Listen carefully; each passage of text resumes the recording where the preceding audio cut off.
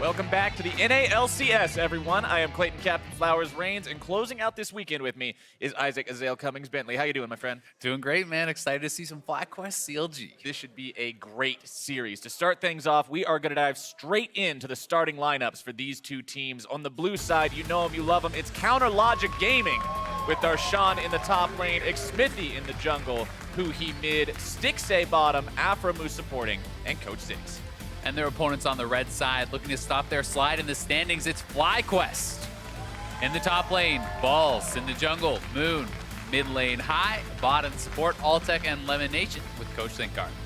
Both these teams have the potential to end up in the playoffs at the end of this split, Azale, but both of them really want this win to make sure that happens. Yeah, exactly. And I mean, as it stands, they're both in playoff positions. CLG sitting in fourth, FlyQuest a little bit more precarious in the sixth place spot. They definitely want to be in the playoffs. They want to be able to prove that they belong here, especially for FlyQuest, who has just had a really brutal streak of games.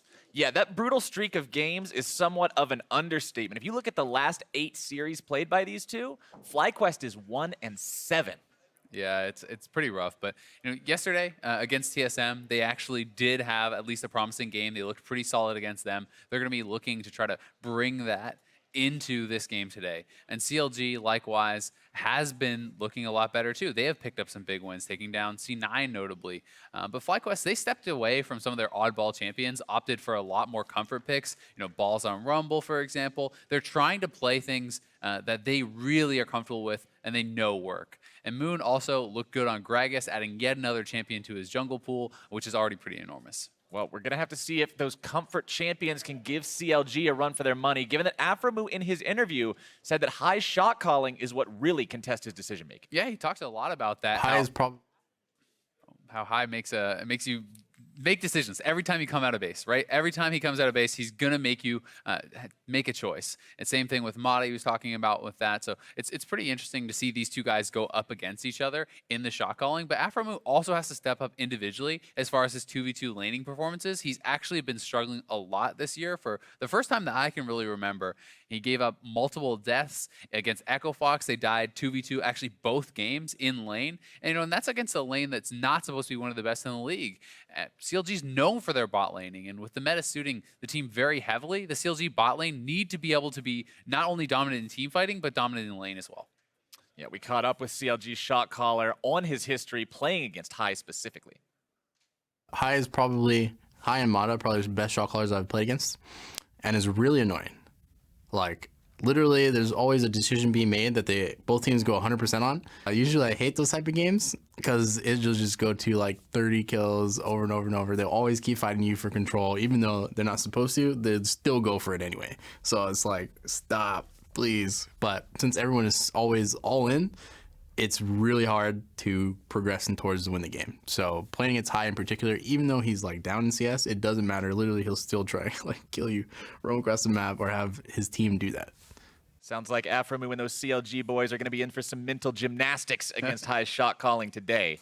Well, I think we'll be in for some pretty fun games if they're going to be fighting the whole time. I always love the bloody ones. I mean, I'm the play-by-play caster. I'm supposed to be going crazy over all the kills. Those are mine. Normally, I talk to the color casters and like, no, man, you want that slow, really clean type of gameplay. I can enjoy a good fiesta every now and then. I think sombreros ready. Yeah, I think it's fun to see some bloody games. But both these teams definitely are very good at team fighting. And if it does come down to that sort of game, I think it is going to be pretty explosive because, FlyQuest is a team that works really well, moving around the map, very, very aggressive, always looking to take fights. And CLG, they really do excel in those types of situations, I think. And I also think that the types of team comps we've seen from CLG in 7.5 have been very much so leaning towards team fighting. 5v5, protect Caitlyn type comps, huge priority on Lulu. Even Vladimir that they were doing for Huhi, that's very team fight oriented. So they're looking to draft towards that, and FlyQuest is going to have to keep that in mind. And both of these teams, an interesting thing to look at from them is just how long the players on each squad have been playing together. CLG, one of the rosters that we mentioned at the start of this split, keeping everyone.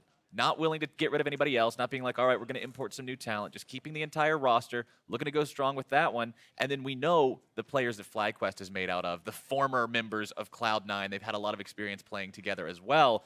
both these rosters going head-to-head are going to have a lot of time and exposure to building up that synergy so they can really go all out as a team. Yeah, they really will. And I think one of the questions that a lot of people have around FlyQuest is if they're going to go for those crazy picks. Every time you do come in against them, you see stuff like, Mordekaiser and Shaco and all these picks. They did go back to Comfort yesterday, but it doesn't mean that they're going to stay completely away from the more oddball picks.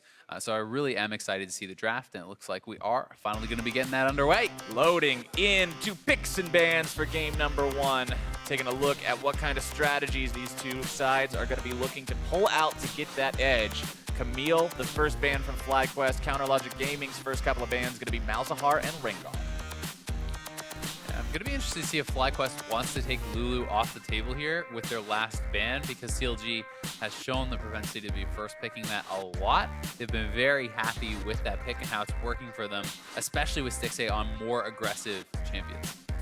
Graves, the final ban on the side of Counterlogic Gaming. The Olaf banned away from FlyQuest. They got one more to pick before this one ends, and we actually get into that picking phase. One more to ban before this phase ends, I should say. And remember that Lulu is still on the board, and we've seen a lot of priority on that lately. Yeah, I definitely would be expecting that. I think another option is certainly even Gragas, which Gragas has actually been really going high priority quite often lately. It's not going to be either, and they are going to have to kind of make a choice. It seems like many teams are happy to make these kind of trades. So CLG, massive Lulu priority, but FlyQuest can get some very powerful picks right back. You can look at things like the Gragas, you can look at things like the Rumble, some of the high priority AD carries such as Ezreal or Caitlyn. A lot of options here.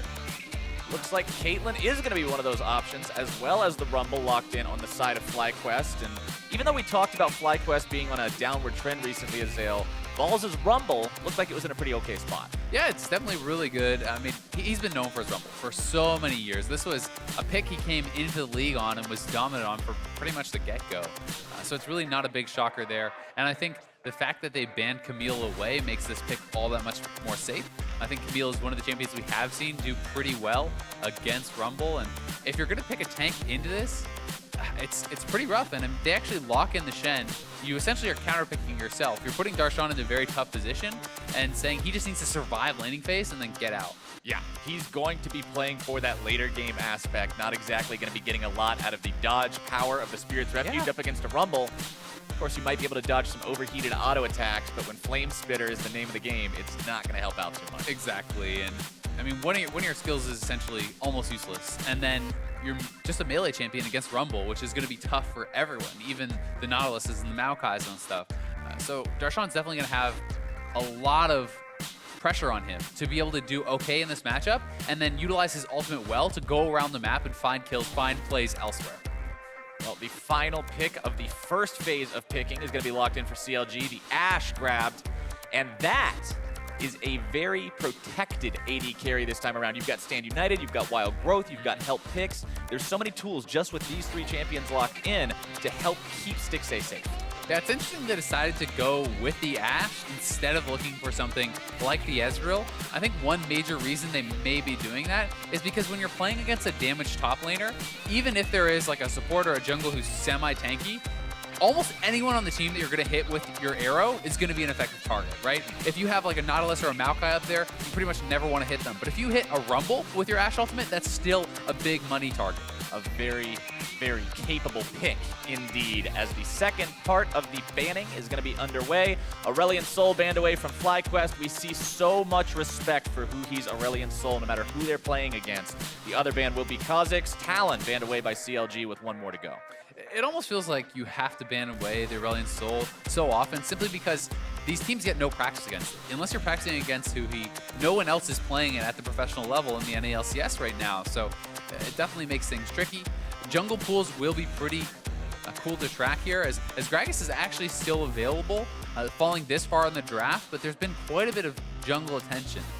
It's almost like FlyQuest were thinking the exact same thing you were, just going for the very rapid lock-in onto the Gragas. Getting that one from Moon in the jungle, seeing what he can do. Now Moon, remember back when FlyQuest was having an awesome time at the start of the split, a lot of that was off of Moon making plays. This is the guy who really enabled a lot of their victories. It certainly was, and Gragas can be a pretty big playmaking champion. The body slam flash, even level 3 gangster, extremely powerful. Obviously the ultimate when you do hit 6, and Smithy is gonna have to find something that he is comfortable playing here, because most of his favorites are already off the table with Rengar, Graves, the Olaf, the Kazakhs, and the Gragas all taken away. I mean, there's still things like Lee Sin, there's obviously Rek'Sai, there's a lot of options still available, even things like Eve in Italy and so on and so forth, but these are not things he has really been playing a lot of lately. Elise, a big one too. Locked in.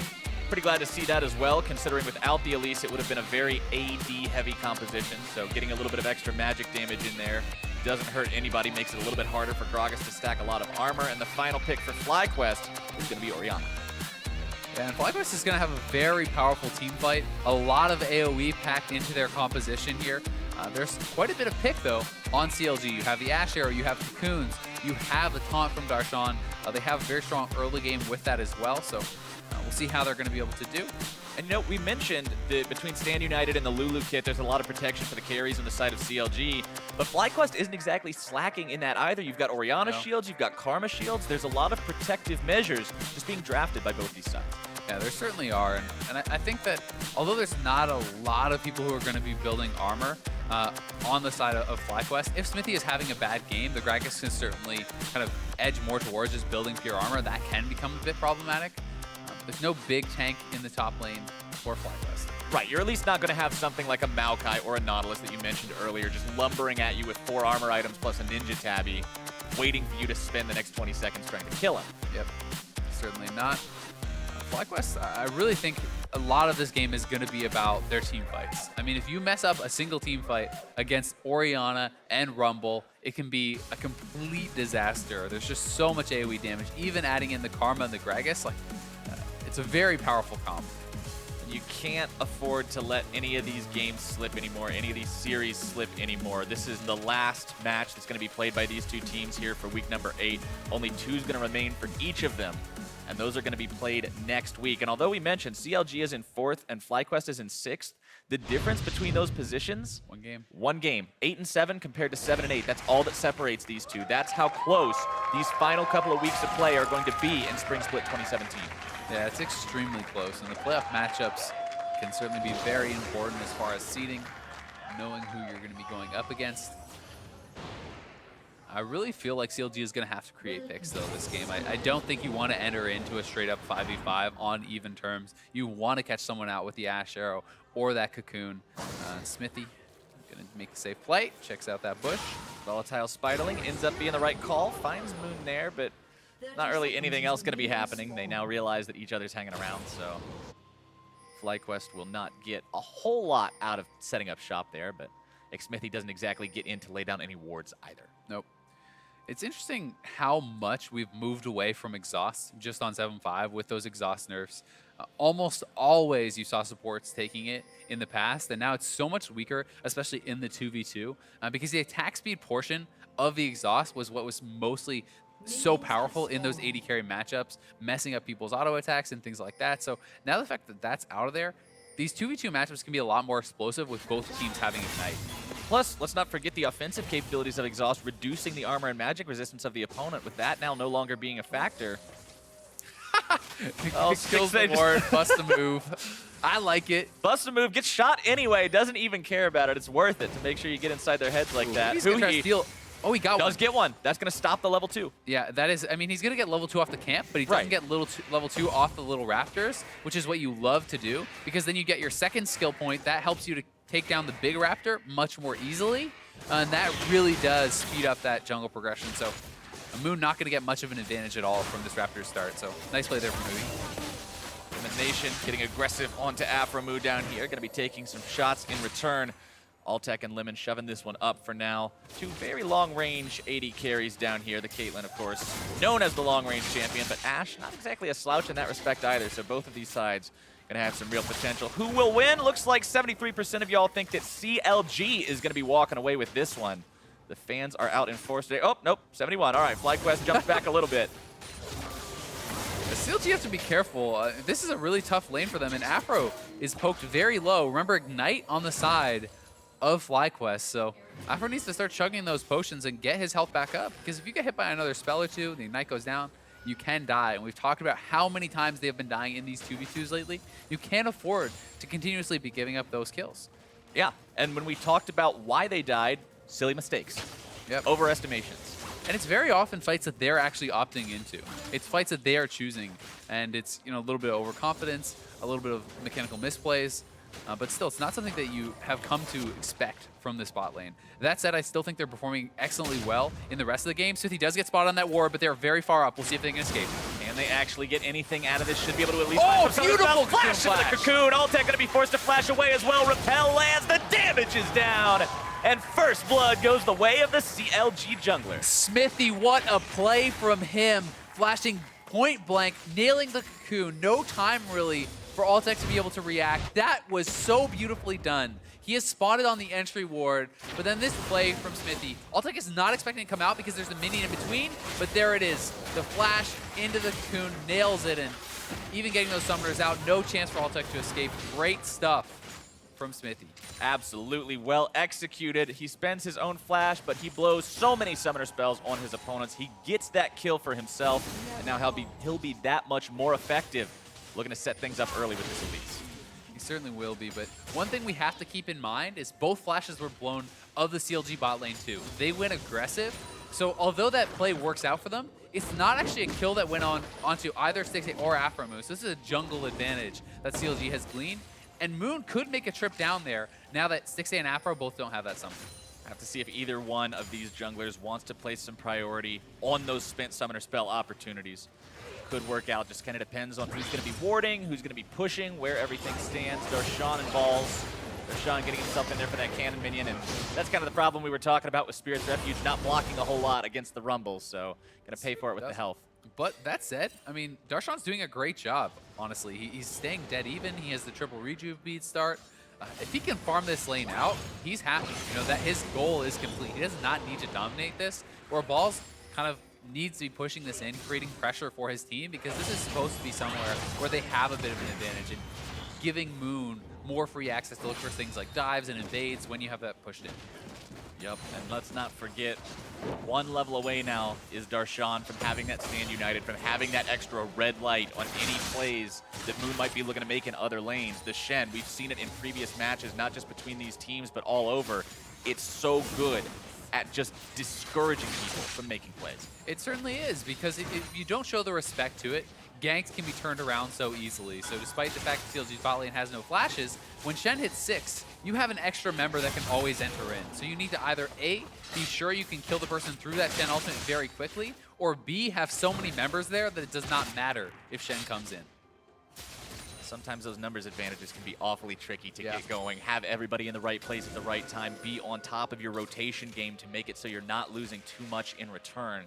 Speaking of rotations, High and Moon moving into the enemy jungle as Lemon Nation, again, just trying to press himself forward here in the bottom lane. The Blast Cone's going to be taking High and Moon up the wall. TP coming in. This is the numbers advantage. Azale, the two-man shockwave. The burst going to be coming through. The equalizer lands, and it's 2 for free. FlyQuest. Yeah, and Darshan, I think, makes the right call there. It doesn't even blow the stand united, because if you use the ultimate, FlyQuest can actually deliberately allow you to come in, don't finish off the kill, then pick up another free kill. Because 5 men were in the bot lane, they get first turret off this, and they're looking to force Dragon. They've got all the bodies nearby they need. CLG still with 2 bodies just now respawning in their own base, so not in a kind of position to stop anything too soon. Now looking to collapse onto Huhi.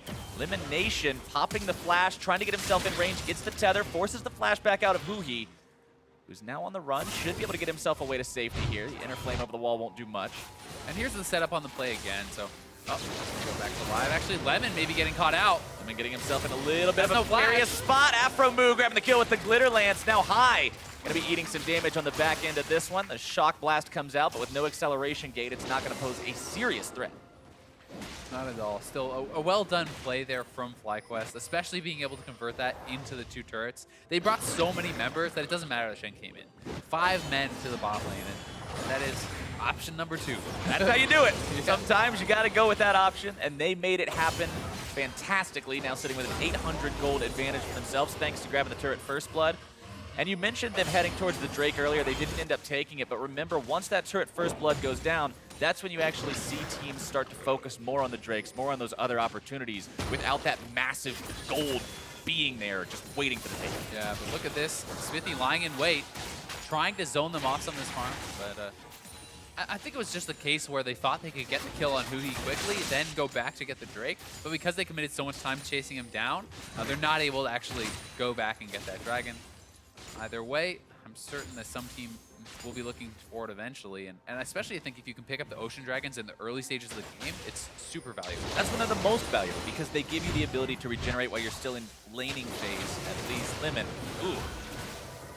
And Lemon just has no flash. He used it to chase. Huhi sticks around, and Lemon just kind of gets caught with a lazy recall there. It's just a dangerous spot. There's not really a big reason to not walk a couple steps behind the turret, and you'll be safe making that recall. Xfinity hanging around bottom lane yet again, using the sweeper to get rid of any potential vision down here.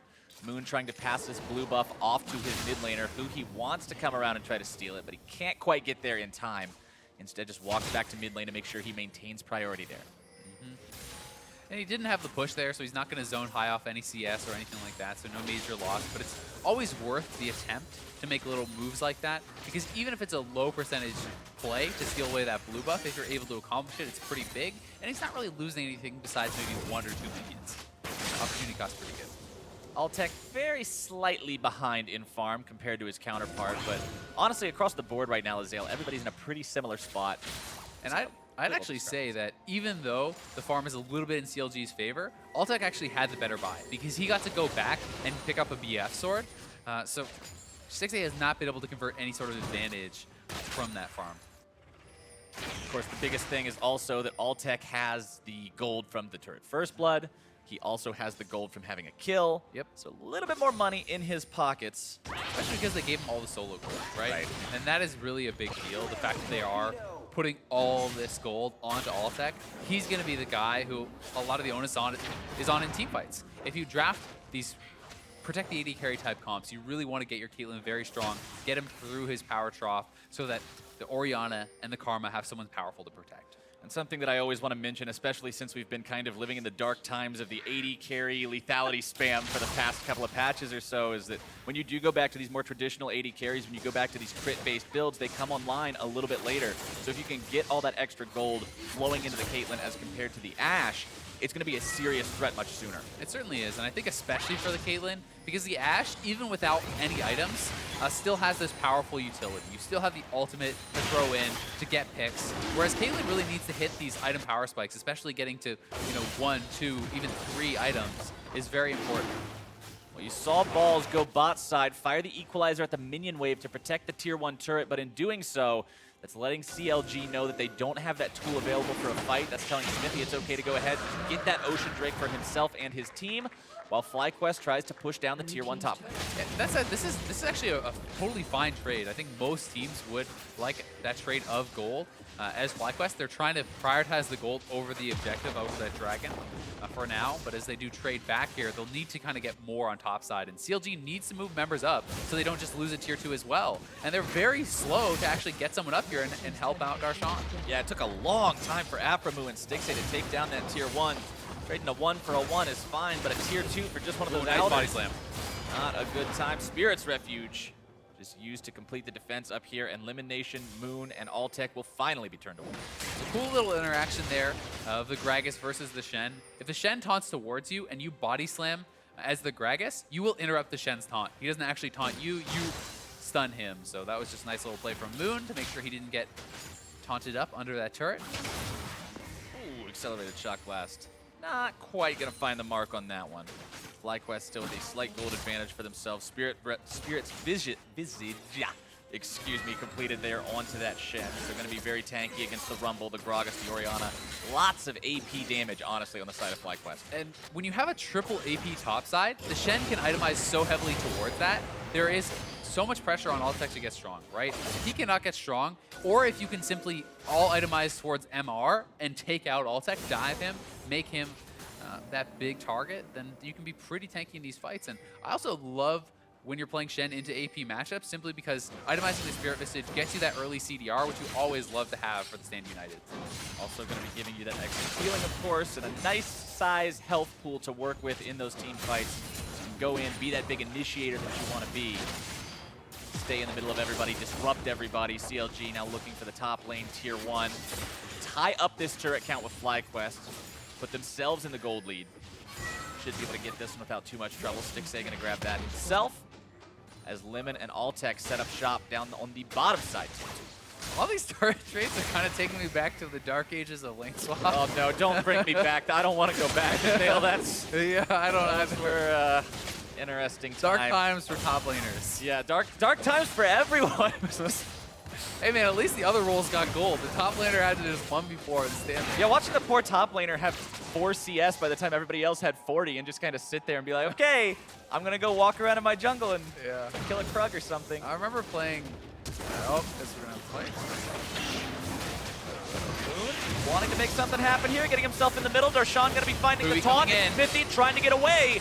Altec, Limited Moon finding themselves in a pretty rough spot. Huhi looking to find the kill onto Moon, but there comes the Orianna shield. FlyQuest has found the enemy mid laner. Can they get more? Darshan running, getting himself out in time. Afromu and Stixxay on the other end now, but Stixxay is in a pretty dangerous spot. Will be forced to flash over that wall back to the tier 1. Ball's still looking to go a little bit deeper, but decides to call it off after that. That was honestly a very poorly played skirmish from CLG. Some more fighting in the bot lane, and with the red buff on Altec, Smithy lurking behind him. We'll see if they can get a pick. They know Smithy is here. Cocoon's not going to find anything except the minion. Repels up into the air, down on the other side, trying to get away from balls. The Flame Spitter won't have the damage. Afromu now in danger. Wild Growth himself to stay alive. So many blinking health bars on the side of CLG. Oh, here comes High. And High's looking to come in to Shockwave clean available. these up, but there comes the counterattack. Smithy and Huhi are there to find a double kill. Did Altec just die to the turret? I'm not sure I actually I'm not caught sure how that what happened. killed him, but there was a double kill, as I'm pretty sure that Altec had red buff still and walked It in with the ticked. red buff burn and gets turret aggro and kills himself on the turret there. That's what I'm guessing happened. We'll see if we get that replay, but oh, I mean, that was a messy series of events, and Altec with the red buff probably hits Smithy. As Smithy runs through, you walk forward, you still have the burn on. Yep, one more auto attack. Yeah, let's see as they do get in range here. High coming around. Looks like it's going to be a pretty good play, but there is that red buff burn. Altec stepping forward will pull aggro. As, yeah, there's the burn still on him. He just takes a He couple channeled Ace in the hole with the turret shooting up. That kind of takes me back to... Feels bad, man. Actually reminds me of TSM playing Teemo last year. Concert pulled turret aggro and just killed himself because he wasn't used to playing with the Teemo die. You got to be careful with those dots, Azale. All right, so that's a mistake Nelly. you make once. Yep. That's a mistake you make once, and then you learn from it. You don't channel the ulti there. But FlyQuest down 1 kill now for themselves. Down a little bit over 1,000 gold, but still in an all right spot. Infernal Drake's going to be spawning in 1 minute, so expect to see these teams moving around in this bottom part of the river, setting up vision, prepping for this fight. They certainly are, and you can see Smithy even itemizing heavily towards the MR, going Spirit Visage instead of going for the more traditional AP Elise type builds. And I think it makes a lot of sense against a team like this. I'd also love to see Afromu going for something like an early Locket, and maybe after Redemption, but still, like, these things that reduce or mitigate the AoE damage coming out from FlyQuest comp are going to be so important. Absolutely, and you already mentioned it earlier, Azale. You were saying, look, if Altec can't come online, this is going to be a real issue, stacking the magic resistance. Altec still doesn't have a completed item. Yeah, I mean, Caitlyn definitely can take some time, and I think CLG are at a relatively strong point in their composition, so they would be happy to fight around some of these objectives. But that said, you know, obviously the Equalizer is still very powerful. You have to show respect to the Equalizer, to the Shockwave. Always get yourself wombo comboed by one of those. Any team fight can find itself in a bad spot. That does not bode well for the Rumble. He's losing the duel. Oh, Darshan flashing forward, trying to finish this off, but he doesn't get the taunt. Balls gets away. That was close. I mean, he was trying to do a flash to get the pull through on the Q for the bonus damage with his auto attacks. That said, I think if he actually just saves his flash for the taunt, he probably gets that kill. Right, just a slight misexecution on those, but his team still grabs the Infernal Drake for themselves, getting that extra damage. Elimination going to be stunned up into more stuns, into more damage. It comes through. Xfifty in some trouble. Stand United keeps him alive just long enough to repel to safety. Nice play there from CLG. Oh, no. To dive. All right, they They blocked get it. the turret. And it is honestly really problematic if your Rumble is starting to get beat that badly by the Shen. If the Shen can just push him around, you not only have a very easy split push type victory, where who's going to come collapse? I mean, if a jungler comes, they both deal magic damage. They're not going to have enough to easily take down Darshan, and they're going to have such heavy lane advantages in the sideways with that. Now for a move flashing over the wall, here to help Huhi out, and he slams high into the ground. Batter up, Hui takes him out, nicely played there. The shockwave was available from high, so that was pretty ballsy play, and they go in with the Whimsy first to deny that shockwave coming out. Nicely done. No need to fear it. If the man can't cast it, turn him into a cupcake, you got no problems down the road. Cupcakes cannot shockwave. No, they can't. They can't do it. Not one of their, they are delicious though. They are, but not if you're stuck as one and stuck with a gray screen for the next 5 seconds because of it. High coming back online here in just a moment. 0 and 2 currently on the Orianna, not having the most impact. However, he has been part of all 3 of his team's kills still. Yeah, he has the assists. They have a decent amount of turret gold, and his farm has been kept up.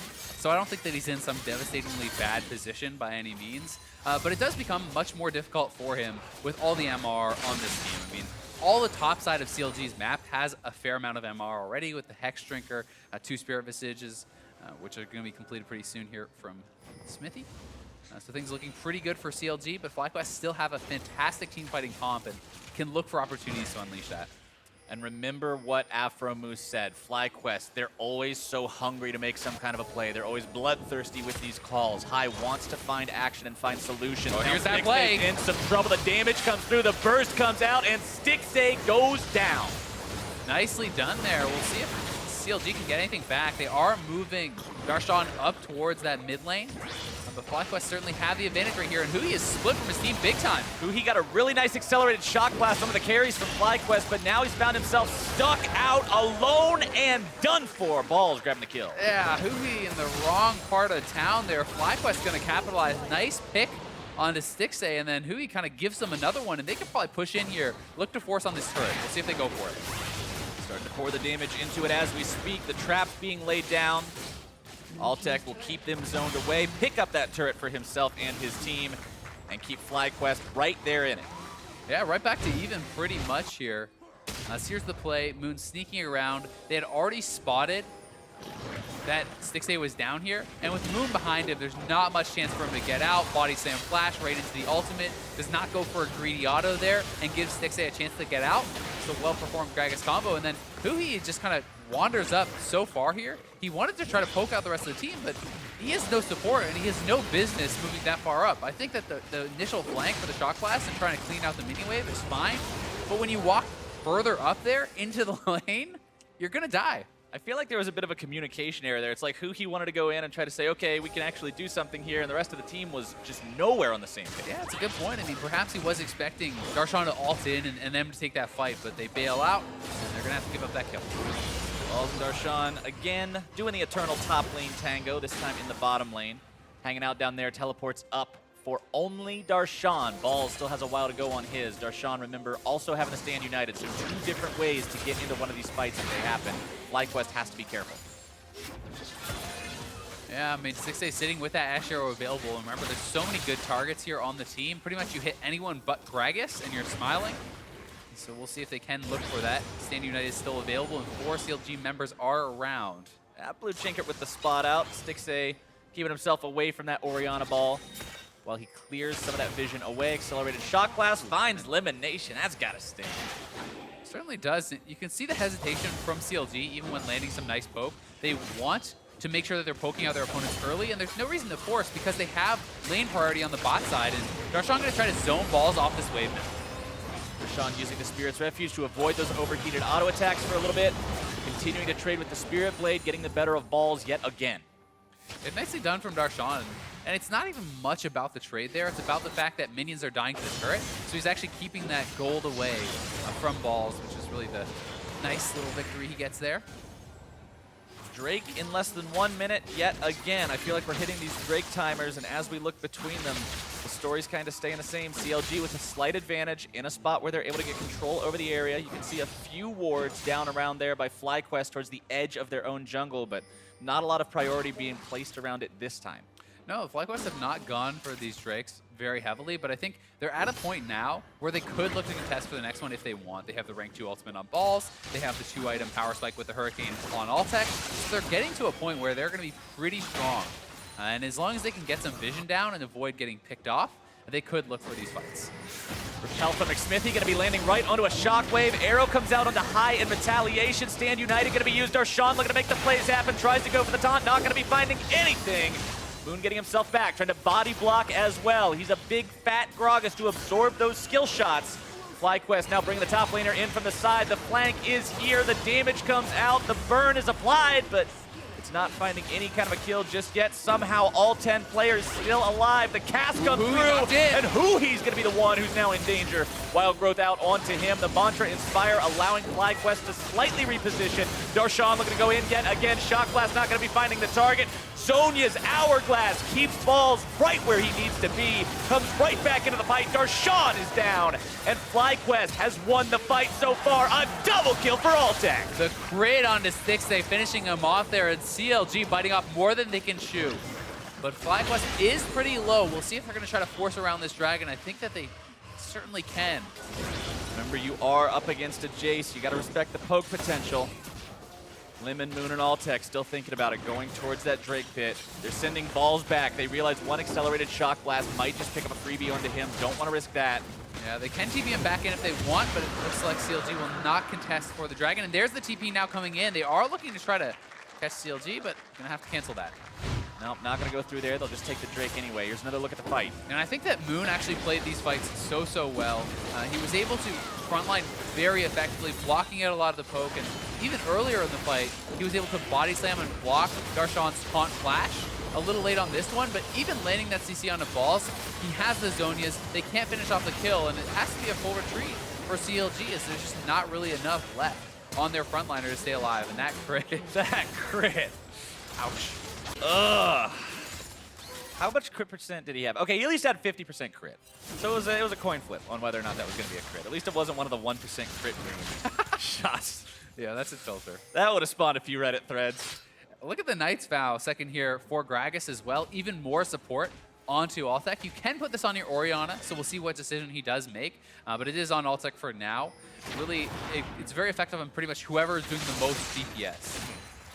And if Altec is going to be that person, which he very much has the potential to be now, 5-2 on the Caitlyn. Now he's got the items. Now he's coming online. I mean, it's really scary when the one guy who needed to get strong does get strong, because there's not really that much armor on the team of CLG, and this super protected Caitlyn is going to be able to get so strong in these team fights with Knight's Vow, double shielding, almost at the 3-item threshold. And he's going to be massive, and CLG is going to have to look to really control the sideways and get some edges there. Ball's moving over to stop Darshan. High moving over to grab himself the blue buff. Very low on mana, so couldn't really do anything about trying to find a kill on Darshan there. Would have taken a very long time anyway. I do like this choice going to the 1-3-1 here for CLG. I think that they have a pretty solid 1-3-1 squad. If you can really try to pressure the sides, you can split FlyQuest apart and look for picks with the cocoons, with the arrows. Smithy in the enemy jungle looking around, sitting down some wards. Both junglers with Tracker's Knife this game, so they're both trying to play that information game as opposed to the more combat-centric smites. Stixay and Afromu hanging around mid lane as well. Remember, we're 26 minutes into the game now, so if we can get one of these big fights around this upper jungle, Baron could be the prize. And it's even more important to draw balls down to the bot lane because he wasted his TP with that started TP that he had to cancel after their teamfight victory.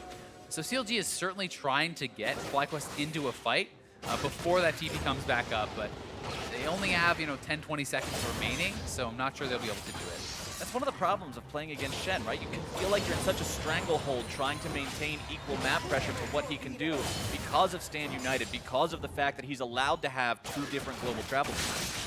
And that's why I'm always a really big supporter of pushing the pace as the Shen team, because if you just sit back and you always allow them to have their TP up, your advantage is so much smaller. If you can force a play, they TP to match, then you immediately force a play again, they cannot match that second one. So it's really the second play that is often the most advantageous for the Shen team. First one's just the primer. FlyQuest now with that teleport back available on balls. Going to close the window on that opportunity for CLG, who seem to be content just playing back a little bit, farming things up for now.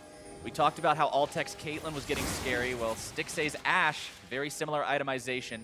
A little bit more focus on a second damage item, going for the Infinity Edge plus the Essence Reaver combo, as opposed to the two seal evolutions that you're going to be seeing on Altec once he completes that rapid fire cannon. But both are still putting a lot of auto attack damage into these team fights. Yeah, they certainly are going to be very strong, but I think that it's a lot easier for the Caitlyn to actually have a successful team fight because you're longer range, you have the move block to be able to escape. It's kind of just a safer champion, whereas Ashe can very easily be caught out by a body slam flash by these sorts of plays. I think there's more protection for Altec right now. FlyQuest seems to be feeling pretty comfortable after the recent results of the fights. They're forward past the middle line. Yes, they're dealing with the split pushes in the side lane, but Balls is far enough away from a turret that he doesn't seem to be too frightened of what Darshan can do. I think they're going to force here onto the CLG bot lane. They're looking for it. They've got the cask. It finds Stixxay. Doesn't knock him back, though. And the speed up from Lulu is going to be able to get him out of that danger. But now FlyQuest has 4 men on the mid lane tier 2. CLG going to be rotating 2 up towards the top lane tier 2. We might have an old base race on our hands, Azale. There's actually a ton of minions alive here on the top side, so FlyQuest needs to get back to the base, and now it's CLG's job to delay them. If they can stop these bases, they're pressuring 2 inhibitors right now. Good equalizer, but Balls has to get to the other side now. Equalizer going to be removing almost all of those minions, but not quite there. He's sticking around, trying to find the damage onto Balls. One more auto attack to get the turret. He knows he's going to be dead to rights, but Darshan and Xmithie are going to make it a 2-inhib turret kind of game. He not going to be keeping alive too much longer. Accelerated Shock Blast finds the mark, but there's just too much armor on the Rumble for it to work. Darshan now trying to find his own escape. Good cocoon. The cocoon stops the pursuit from the Karma. CLG get themselves out. They lost their mid laner, but they broke 2 different inhibitor turrets. Yeah, and that is so worth it for CLG. It's critical that their members did not go down afterwards. Only losing 1 is okay, but if you lose multiple members, it would be a free Baron for FlyQuest. They may still look to force around it, but that's risky because Darshan's going to be right back to the split push, threatening those inhibitors now. And when you think about sieging the inhibitor turret, it's a very difficult situation in any game, but with a Caitlyn, it's so close to impossible sometimes. But now you can't fall back on that in 2 of your lanes if you're FlyQuest, because those inhibitor turrets were just taken for free. And Balls doesn't have Equalizer, so even in the 1v1, it's going to be pretty tough for him, but they're looking to force around the Baron. CLG looks like they're aware. They have seen them on this. We'll see if FlyQuest commits to the play. FlyQuest working this Baron down below half now, demanding an answer from Xmithie and the rest of CLG. Xmithie scared away. Moon still holding aggro onto the Baron. Darshan in the enemy base. There it is. Not going to be taken low. Here comes your redemption. The fight's going to be breaking out in full force. Darshan a massive taunt! You gotta be kidding me! CLG with the Baron steal! Darshan coming up huge for the team. Creates pressure in the bot side. Lands the full team taunt. And he comes in, cleans him up. That is how you carry from the top lane. You lock down the whole enemy team, set your team up to take away the buff they came for, and you're right back into their base. Line them up and knock them down, and CLG could very easily take 3 inhibitors with this Baron. They're looking for the last inhibitor turret, and all the other ones are already open here. Final inhibitor turret falls. Now the inhibitors themselves, the targets, and Stixxay will be making very short work of the first one there in mid lane. Altec and Balls eating some damage from the volatile Spiderlings. Top lane inhibitor falls now as well. Darshan backing himself away. And man, is CLG feeling good with the results of these past couple minutes. Yeah, that is so massive. And FlyQuest, they make the call. They force CLG to do a reaction here, and CLG is able to pull it off. And this is really a nicely timed repel right in with that Stand United, delivering Darshan into the middle of the team. Nails 4 men with that taunt, and arriving just in time to crush that team fight. And the health Baron Nashor was at too. It was just slightly above smiteable range. Just walked. Thank you very much for this gift, FlyQuest. We'll appreciate it, says CLG. FlyQuest grabbing themselves their second elemental Drake this game. There's 2 clouds. I don't think it's going to be doing a lot for the situation they're in, though. No, and I actually think that this is pretty smart from CLG to not contest there, because despite everything still moving CLG's way, FlyQuest still has the super powerful AoE teamfight composition, right? If you funnel in for an unimportant objective like that, you could lose a fight. And United onto trying to keep him alive. Equalizer not going to be finding much. High's already been killed. The Proto Bell damage. Balls forced to Zonia's. A double kill for Xmithie. Now Ball's trying to escape. Moon will not be doing anything of that nature. Alltech getting himself away from the taunt from Darshan, but it's not going to be doing a whole lot of anything. Blink, blink, blink, doesn't even matter. The damage is not there. QS has to keep Alltech away. The Guardian Angel's going to be popped. Balls is going to be popped. Darshan's right back alive. The traps aren't going to be doing anything. The ace for CLG, and that is game number 1. Wow, CLG turned that one around on its head, busted wide open. They're going to close this one out pretty quickly for a very impressive Game 1 victory. We knew this was going to be a fun series coming into it, Azael, and game number 1 was not a disappointment. Yeah, the teams delivered, and I think that both teams played pretty well here. FlyQuest, they drafted such a powerful team fight composition, but CLG played around their strengths. They went to the 1-3-1, and they were never really giving FlyQuest a chance to have that team fight. Absolutely not. And then when the team fight does break out, Darshan just goes full clutch mode, finds that taunt. Yeah, and I mean, even the one of the Baron is, Balls is not even there. It's not established battle lines. It's not the kind of fight that FlyQuest would have wanted. And Afromu, we're going back again to what he was talking about. It's hard to do the shot calling. It's hard to go into that mental battle with High, but round number 1 in that battle is going the way of Afromu. It certainly is. I think that the 1-3-1 was so smart. Darshan deserves so much credit for not only winning an extremely tough matchup that they drafted him into, but for his incredible team fighting. His ultimates were on point. His decision-making around when to come and when to split push, I think, was almost always correct this game. He just looked great to me, and Smithy, too, stepping up big time on the Elise all the way through. CLG definitely showcasing themselves as a team with playoff aspirations, with playoff hopes coming off of that game. That's the kind of thing you need to see if you want to be a playoff team. That decisiveness, that coordination, that teamwork. It really is. And FlyQuest, they've got to put a stop to these losses. They're right on the precipice of playoffs. They can't afford to drop any more games, so we'll see if they can come back. We're going to go ahead and throw things over to the analysts now to see what they make of that game.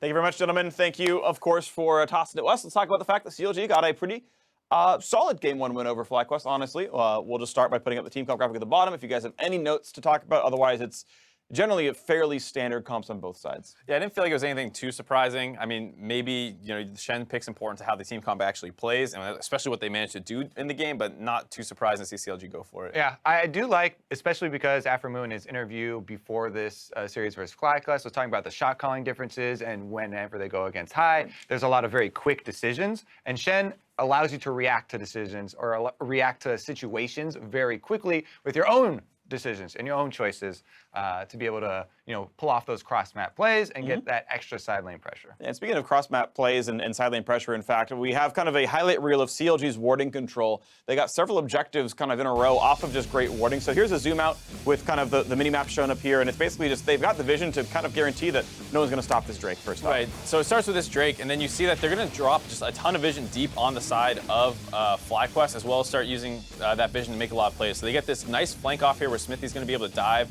Elimination, this is what's going to hopefully break open the mid lane for them. And at the same time, you see Huki pushing in really, really far in the bot lane. This vision also helps make sure that he's free to do that. And then once he starts getting low, High starts pushing out a little bit more. This opens him up for the roam to come in, and they're able to turn a kill onto High once again here. Exactly. It's the way that these wards play off of each other. Because Smithy, with that early trackers, he was honestly going off and got a lot of kills, but to fund the wards and then goes in, place the deep ones before he goes for these dives, and Afromu gets a follow-up. It's safer for the support to go ward, and they don't have to have, multiple resources go on every warding trip because they already have vision and they know it's safe. And I think, talking about Smithy, he has had some of the best early pathing we've seen in the LCS in the kind of second half, where he almost always gets these impressive early one kind of cheesy things, small advantages. Sometimes he's just taking away blue buff. Here, he's able to get that really nice flash cocoon in the bot lane and get first blood going for CLG. Yeah, and even though you did have some comeback kills, there was the big bot lane dive by FlyQuest, turn it back around, got first turret gold. There were some elements there, but CLG overall did play it better. Next clip I want to show is a 3-for-0, the sort of the Baron turn, I believe it was, that CLG got for themselves. This was kind of just the game-winning play at this point. Yeah, I mean, CLG have been pulling FlyQuest all over the map. I think FlyQuest kind of reached a breaking point. They said, let's just force Baron, and they had a nice trap line, but CLG does get through it. And then they're all clumped up on the left side here, which is just going to be disastrous once that Shen ult's going to come in. Gets the 3-man taunt, shock blast into the Jace combos, basically everyone taking that AoE damage. And after that, it's easy for CLG to pick up that Baron. Yeah, that was definitely a game-crushing play right there, able to blow it wide open. You can see the giant spike on your screen after that as well. As far as FlyQuest side, I do want to briefly talk really quickly about Moon and his Gragas, because I have really liked it, even though they've been losing the last couple of games. I just think that he's been fairly sneaky with the champion and able to use the early pressure, as well as had, you know, a couple of good combos. Yeah, I do want to give some sad notes to Balls, though, in this one. In the previous clip we just saw, actually, CLG gets a 3 for 0. When they're all dead, Balls finishes TP. Like, Darshan's in there on a 4-man taunt, and there's still no rumble in the fight. Like, you're doing Baron, bring the top laner in at some point to do something. Equalizer went uncast during the game-losing team fight. I wrote a sad those are yeah, sad here we go. notes. This is the They can't sad see face. it. Ooh, They Okay, can't we're see gonna it. wait till we can zoom in. You There gotta go. flush it out a little more next time. You have to write So- from Freak here. Yeah, all right, here you go. Two balls from Freak. We'll jot that down a little bit. But honestly, yeah, I feel like we're still seeing the collapse of FlyQuest. And mistakes that these players are, again, better than. Like, how do you not TP into the Baron fight that ends the game? They Right? basically got out-hied this game as well, where CLG was just going all over the map and forcing objectives down, where they got the top one, and as soon as he's done with that, Smithy just runs down to meet up with Shen, who is pushing in the bot lane at the same time. It felt like FlyQuest was just getting pulled all over the map, and it was sad. You got some sad notes for it. Do you have happy notes for anybody, or is it just sad notes? Yeah, happy notes for. I love teams that do pregame plans. Like Smithy and CLG. You know, we're turning the front upside down. This is God. the smiley face. For I think we're Smithy done at with this that. point. Let's. But honestly, like you mentioned it before, right? All the clever things. CLG to me have always been a team that has done really good individual prep for a match and be like, hey, Smithy, yo, I got this dang, you know, path for you, whether it's Zix handing it down or the analyst or Smithy doing it himself. It's always been a strength of CLG, and I love seeing things like that. That's always been something that I respect a lot as a commentator and as a former player. That kind of pregame prep is super awesome. Yeah, definitely always fun to theory craft, and I think that's one of the strengths of the team. And Yeah. going back for a while, too, they've always had great level ones. When there was a little bit more freedom in level ones with what you could do with some of the wards and stuff like that, they were always really aggressive about trying to find where they can get any kind of small advantage, whether it's vision, early kills, forcing summoners, just anything that they can do. Sure, absolutely. So player of the game honor is going to go to Darshan here for this one. The Shen, he played pretty well in overall. And, you know, it is often hard to play Shen at a Rumble. Rumble is kind of known as one of the counter picks. It's all spell-based. The taunt, the taunt kind of does nothing, and the dodge zone certainly does nothing against him either way. But, yeah, split push pressure, the 4-man taunt to win the game. I mean, all that stuff, just really kudos to Darshan. Yeah, I think without the Shen pick, they're not able to kind of force that kind of mid-game action where FlyQuest felt like they had to do something mid lane. They struggled to do so. The Shen was split pushing all the time, basically putting a ticker on what FlyQuest was trying to do. Yep, so beautiful stuff. And, of course, a well-deserved win. We'll see if they can close it out or if FlyQuest turns it around. We'll be back with Game 2 very shortly.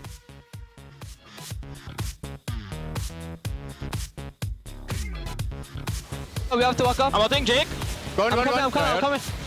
I'm in Gragas. Who are we on? Gragas. Hey, Rumble. Go mid. Nice shot.